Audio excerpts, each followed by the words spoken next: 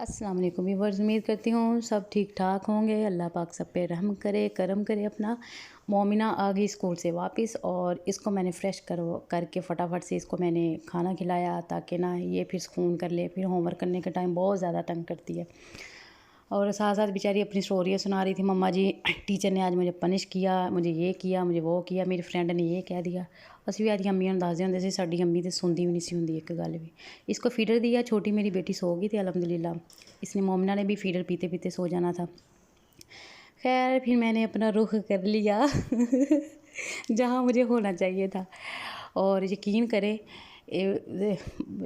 बर्तन धो धो के ना हाथ ऐसे मेरे हो गए सूखे मरुंडे की तरह और जब भी खैर जब किसी ने कोई बात करनी हो ना तो बंदे को ना आग लग जाती है, ये वाला वो वाला सीन हो जाता है। एक तो भांडे धो धो के सूखे मरुंडे जैसे हाथ कर लिए, उल्टा फिर जब कोई आपको टीज़ कर दे या कोई बात कर दे फिर बंदे को ज़्यादा दुख होता है। फायर ये तो सिस्टम चलता ही रहता है। देखिए किचन के नज़ारे कर लें, ये चीज़ें मुझे बुला रही थी, ये सदाएँ दे रही थी। खैर इनको फिर मैंने ना फटाफट से दूध को मैंने कहा ठंडा हो चुका है, इसको फ्रिज में रख दूँ और अपना काम स्टार्ट कर दूँ। खैर मैंने ना सालन वगैरह को भी निकाल के फ्रिज में रख दिया और हुण मैं मारांगी चुटकी तो फिर भांडे धुलणगे बर्तन वाश हो गए, सालन को भी फ्रिज में निकाल के रख दिया क्योंकि मैं क्या लगते हाथ ना ये कुकर वगैरह भी साथ ही साफ़ हो जाए। फिर सिंक इतना गंदा हुआ था, 2 दिन से ना आंधी आ रही थी तो इतना तूफ़ान था और ये इसकी किचन की वेंट ओपन है, इतना नेर तूफ़ान आया हुआ था, हर चीज़ गंदी हुई हुई थी। ब्लैक कलर था ना, मिट्टी का पता चलता है जैसे हम लोग शादियों पे आधा किलो बेस लगा के चली जाती है ना ऐसे ही ना किचन में मिट्टी धूल आई हुई थी। खैर ये हमारे चुन्ने मुन्ने हमारी अपने गार्डन के टमाटर हैं तो अवन भी इतना गंदा हुआ हुआ था। फिर फटाफट से मैंने इनकी सफाई की, सल्फ़ पे ऐसे पाउडर चमक रहा था तो जैसे ना लॉरेल की अच्छी सी बेस लगाई हो।